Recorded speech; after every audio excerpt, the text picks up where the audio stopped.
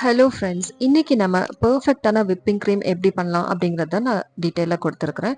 So இது பிகினர்ஸ்க்கு ரொம்பவே ஹெல்ப்ஃபுல்லாக இருக்கும். இந்த வீடியோவை எண்ட் வரைக்கும் பாருங்கள். நீங்களும் பெர்ஃபெக்ட்டாக விப்பிங் க்ரீம் எப்படி விப் பண்ணலாம் அப்படிங்கிறது தெரிஞ்சுக்கலாம். ஸோ கேக்கோட ஐசிங்குமே பெர்ஃபெக்ட்டாக உங்களுக்கு கிடைக்கும்.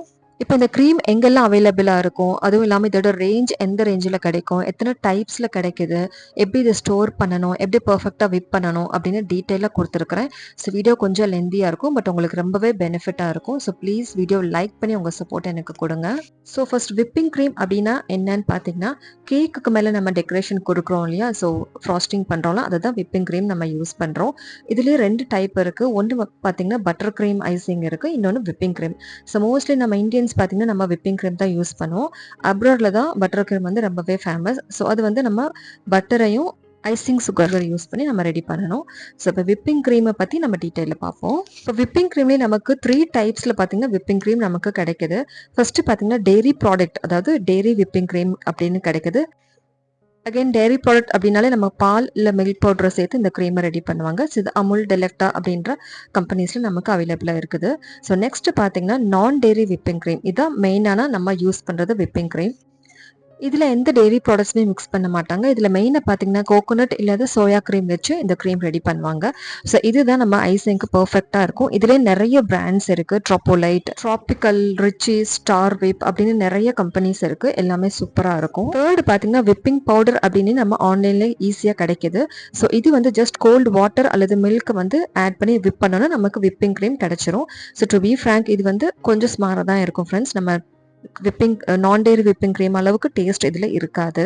இப்போ அடுத்தது அமுல் ஃப்ரெஷ் க்ரீம் அப்படின்னு கிடைக்குது. ஸோ இது வந்து நம்ம கேக் ஃப்ராஸ்டிங்க்கு கண்டிப்பாக யூஸ் பண்ண முடியவே முடியாது. இது அட்வைசபிளும் இல்லை. ஸோ இதில் ஸ்டிக் பீக்ஸ் கண்டிப்பாக உங்களுக்கு வரவே வராது. இது நம்ம சாக்லேட் கனாஷ் ரெடி பண்ணும்போது இதை நம்ம யூஸ் பண்ணிக்கலாம். இது உங்களுக்கு கிளியராக இருக்கணும் அப்படின்றக்காக தான் இந்த பாயிண்ட் நான் ஆட் பண்ணியிருக்கிறேன். இப்போ நான் யூஸ் பண்ணுற நான் டெய்ரி விப்பிங் க்ரீம் பார்த்தீங்கன்னா இந்த பிராண்ட் தான் நான் யூஸ் பண்ணுறேன். இது எந்த ப்ரொமோஷன் வீடியோவும் இல்லை ஃப்ரெண்ட்ஸ். ஸோ எனக்கு தெரிஞ்சு ஒன் ஆஃப் த பெஸ்ட் அப்படின்னு சொன்னீங்கன்னா எனக்கு இது ரொம்ப பிடிக்கும். இது என்னோட பர்சனல் சாய்ஸ் தான். ஸோ இதெல்லாம் இதே மாதிரி ஃப்ரோசன் ஃபார்மில் தான் கிடைக்கும். நம்ம ஐஸ்கிரீம் பிரிக் இருக்குல்லையே, அதே மாதிரி தான் இது பார்க்குறதுக்கு இருக்கும். இதோட ப்ரைஸ் பார்த்தீங்கன்னா 120லேருந்து 250 வரைக்குமே டிஃப்ரெண்ட் ரேஞ்சஸில் டிஃப்ரெண்ட் பிராண்ட்ஸ் வந்து நமக்கு கிடைக்குது. ஸோ இது எங்கே கிடைக்கும் அப்படின்னு பார்த்தீங்கன்னா நம்ம கேக் ரா மெட்டீரியல் ஷாப்பில் கிடைக்கும். இல்லைன்னா நம்ம கேக் பேக்கரி ஷாப்பில் கூட இப்போ எல்லாம் வச்சுருக்குறாங்க. ஸோ இங்கே ட்ரை பண்ணிங்கன்னா உங்களுக்கு கிடைக்கும். இப்போ அடுத்தது எப்படி ஸ்டோர் பண்ணலாம் அப்படிங்கிறது பார்த்தீங்கன்னா கண்டிப்பாக டீப் ஃப்ரீசரில் தான் நம்ம ஸ்டோர் பண்ணணும். நம்ம எப்போ இதை வந்து விப் பண்ணணும் அப்படின்னு நினைக்கிறோமோ அதுக்கு ஒரு 7 hours முன்னாடி எடுத்து நீங்கள் ஃப்ரிட்ஜோட டோரில் வந்து இதை வச்சுருங்க. இப்போ 7-8 hours நம்ம ஃப்ரிட்ஜ் டோரில் வைக்கும்போது நல்ல ஒரு லிக்விட் ஃபார்மில் நமக்கு கிடைச்சிரும். ஸோ நம்ம விப் பண்ணுறதுக்கும் ஈஸியாக இருக்கும். அடுத்து நம்ம யூஸ் பண்ணுற எலக்ட்ரிக் பீட்டர் பற்றி பார்ப்போம். ஸோ இது வந்து கண்டிப்பாக மினிமம் 300 வாட் அபவ்ல வந்து நமக்கு பீட்டர் இருக்கணும். அப்படின்னா தான் நம்ம விப் பண்ணுற க்ரீம் வந்து ஸ்டெபிளாக நிறைய நேரம் இருக்கும். ஸோ 300 வாட் கீழே இருக்கிற பீட்டரை வச்சு நீங்கள் க்ரீம் விப் பண்ணாலும் விப் ஆகும், பட் கொஞ்ச நேரத்திலே வந்து மெல்ட் ஆகிடும். ஸோ இது வந்து ரொம்ப முக்கியமான ஒரு பாயிண்ட் ஃப்ரெண்ட்ஸ். ஸோ இதில் நிறைய ஸ்பீடோமீட்டர்ஸில் நமக்கு டிஃப்ரெண்ட் ரேஞ்சஸில் கிடைக்குது. ஸோ ஃபார் எக்ஸாம்பிள் 500லேருந்து 2500 வரைக்குமே நமக்கு பீட்டர்ஸ் கிடைக்குது. ஸோ நான் சொன்ன மாதிரி 300 வாட் அபவ் இல்லை பீட்டர் வந்து நீங்கள் யூஸ் பண்ணுங்கள். இதில் பார்த்தீங்கன்னா என்னோடது பார்த்தீங்கன்னா ஃபிலிப்ஸில் இருக்குது. இது 0லேருந்து 3 வரைக்கும் நம்ம ஸ்பீடோமீட்டரை நம்ம இன்க்ரீஸ் பண்ணிக்கலாம். இப்போ இருக்கிற லேட்டஸ்டான எலக்ட்ரிக் பீட்டர்ஸில் பார்த்தீங்கன்னா 5th வரைக்குமே நம்ம இன்க்ரீஸ் பண்ணுற மாதிரிலாம் வந்திருக்கு. ஸோ நீங்கள் அதை பார்த்து யூஸ் பண்ணிக்கலாம். இப்போ சப்போஸ் உங்ககிட்ட பீட்டர் இல்லை அப்படின்னா நீங்கள் இதே மாதிரி விஸ்கர் வச்சு கூட நீங்கள் பீட் பண்ணலாம். பட் கண்டிப்பாக நிறைய டைம் கன்சியூம் ஆகும், நம்ம கையுமே அதிகமாக வலிக்கும். நம்ம பீட்டரில் கிடைக்கிற அதே அவுட்புட் வந்து இதில் கிடைக்குமா அப்படின்னா என்கிட்ட கேட்டால் இல்லை ஃப்ரெண்ட்ஸ், அந்த அளவுக்கு இருக்காது. ஸோ நீங்கள் முடிஞ்ச அளவுக்கு நீங்கள் பீட்டரை வந்து கண்டிப்பாக நீங்கள் பர்ச்சேஸ் பண்ணுங்கள். அடுத்தது நம்ம ஸ்பேட்சுலாவை வச்சு நம்ம க்ரீம் எல்லாம் ஒரு சைடு கொண்டு வந்து தான் நம்ம பீட் பண்ணணும். ஸோ இதுவுமே நமக்கு ரொம்பவே முக்கியமான ஒரு ஐட்டம் தான். இப்போ அடுத்து நம்ம க்ரீம் எப்படி விப் பண்ணலாம் அப்படிங்கிறது பார்ப்போம். ஃபர்ஸ்ட் ஆஃப் ஆல் இதுக்கு வந்து ஒரு ஐஸ் பவுலில் ரெடி பண்ணி வச்சுருக்கிறேன். இதுக்கு கீழே வந்து ஒரு பெரிய பவுல் பிளேஸ் பண்ணிவிட்டு அதுக்கு மேலே இந்த ஐஸ் பவுலை நான் வச்சுக்கிறேன். இது ரொம்பவே முக்கியம் ஃப்ரெண்ட்ஸ். ஐஸ் பவுல் இல்லாமல் நீங்கள் க்ரீம் விப் பண்ணிங்கன்னா உங்களுக்கு க்ரீம் மெல்ட் ஆகிற சான்சஸ் அதிகமாக இருக்கும். இப்போ அடுத்து நம்ம எந்த பாத்திரம் யூஸ் பண்ணி நம்ம விப் பண்ண போகிறோமோ அதையுமே ஒரு 10 நிமிஷம் நீங்கள் ஃப்ரீசரில் வச்சுட்டு அதுக்கப்புறம் யூஸ் பண்ணுங்கள். நான் இன்னைக்கு ஸ்டீல் பாத்திரம் தான் யூஸ் பண்ணியிருக்கிறேன். பொதுவாக கிளாஸ், பிளாஸ்டிக், ஸ்டீல் எது வேணால் நம்ம யூஸ் பண்ணி விப் பண்ணலாம். இப்போ ஸ்டீல் பாத்திரம் பார்த்தீங்கன்னா நம்ம க்ரீமோட ஸ்டெபிலிட்டி வந்து அதிக நேரம் நமக்கு மெயின்டைன் பண்ணும். ஸோ அதுக்காக தான் நான் ஸ்டீல் யூஸ் பண்ணி நான் விப் பண்ணிக்க போகிறேன். நீங்கள் கிளாஸ் கூட யூஸ் பண்ணிக்கலாம். பட் ஸ்டீல் கிளாஸில் நீங்கள் விப் பண்ணும்போது பிளேடோட இதெல்லாம் பட்டு கொஞ்சம் நமக்கு வந்து கலர் சேஞ்ச் ஆகும். அந்த ஸ்க்ராச்சஸ் எல்லாம் வரும். பிளாஸ்டிக் பவுலில் நீங்கள் பண்ணும்போது எதுவுமே உங்களுக்கு தெரியாது. பட் ஸ்டெபிலிட்டி பார்த்தீங்கன்னா க்ரீமோட ஸ்டெபிலிட்டி கண்டிப்பாக ஸ்டீலில் தான் அதிக நேரம் நமக்கு கிடைக்கும். ஸோ அதுக்காக தான் நான் இதில் க்ரீம் விப் பண்ண போகிறேன். இப்போ இந்த பவுலில் நான் 1 கப் அளவுக்கு விப்பிங் க்ரீம் ஆட் பண்ணிக்க போகிறேன். என்னோட க்ரீம் பார்த்தீங்கன்னா கொஞ்சம் ஐஸ் கிறிஸ்டல்ஸ் இருக்குது. ஏன்னா இங்கே ஹாட் சம்மர்ஸ் அப்படிங்கிறனால நான் டேரெக்டாக அப்படியே யூஸ் பண்ணிக்க போகிறேன். இப்போ நார்மல் வின்டர்ஸ் இருந்தால் நீங்கள் கொஞ்சமாக லிக்விட் ஃபார்ம் வந்ததுக்கப்புறம் நீங்கள் பீட் பண்ணிக்கோங்க. இப்போ நான் பீட்டரை வச்சு ஃபஸ்ட்டு லெவல் ஸ்பீடில் வச்சு நான் பீட் பண்ணிக்கிறேன். ஃபஸ்ட்டு 1 நிமிஷம் வரைக்கும் பார்த்தீங்கன்னா ஃபஸ்ட்டு ஸ்பீடில் வச்சு தான் நம்ம பீட் பண்ணணும். ஸோ நான் கொடுத்துருக்குற டைமிங்ஸ் எல்லாம் ஃபாலோ பண்ணி நீங்கள் பீட் பண்ணிங்கன்னா பர்ஃபெக்டாக உங்கள் க்ரீமும் விப் ஆகி கிடைக்கும். ஸோ இது நான் டெய்லி விப்பிங் க்ரீம் அப்படிங்கிறதுனால இதில் ஆல்ரெடி சுகர் வந்து ஆட் பண்ணி தான் இருக்கும். நம்ம எதுவுமே ஆட் பண்ண அவசியம் இல்லை.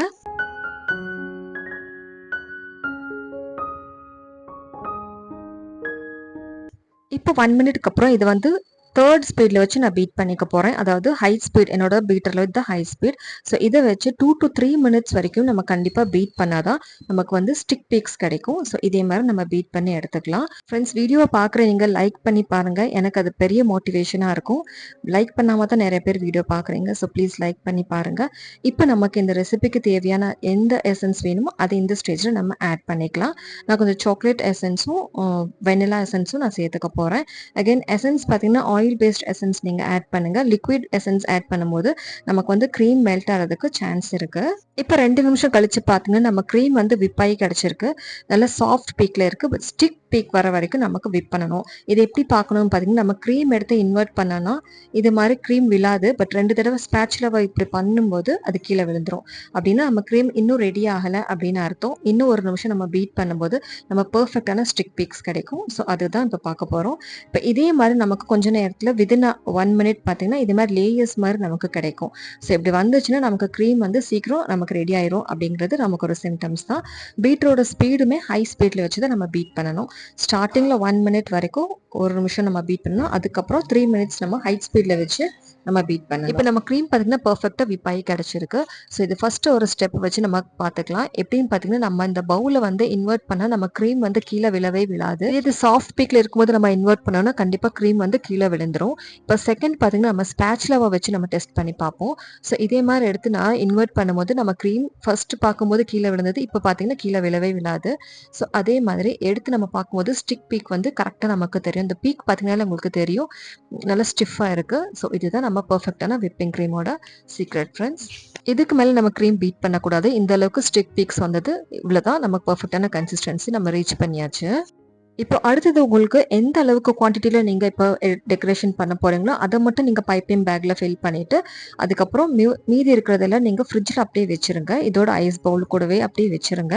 முடிஞ்ச அளவுக்கு சம்மர்ஸில் பார்த்தீங்கன்னா ஏர்லி மார்னிங் இல்லைனா லேட் நைட் டைமில் பார்த்து நீங்கள் இந்த விப்பிங் க்ரீம் ஒர்க் பண்ணிங்கன்னா ஓரளவுக்கு நமக்கு மெல்ட்டிங் ப்ராப்ளம் வந்து கொஞ்சமாக சால்வ் ஆகும்.